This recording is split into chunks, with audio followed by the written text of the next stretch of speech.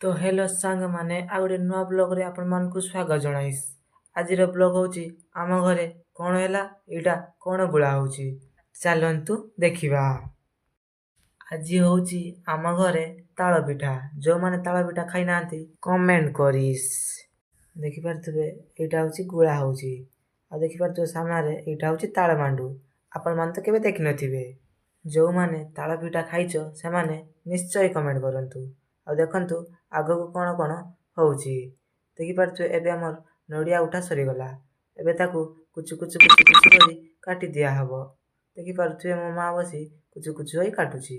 जो मानकु भिडियोटी भल लागिस लाइक गुटे कर दिस। तो सांगा माने एरा सरी गुगला गोली सरी एबे हमर छाकाछुकी पुरु स्टार्ट हे गला। एइटा होची आम ओडिया मानकर रीतिनीति जाकि चुली आ कढ़ई रे छाकाछुकी चालीची। आपण मान तो केबे देखि नथिबे काहेकि ना आपण मानकर तो गैस सिलेंडर रे रांधुथिबे एवं छाकुथिबे। एइटा तयारी हे गला एवं खाइबा पई आमे रेडी हे गले। देखि पारथबे मु खाइबा आरंभ कर देली।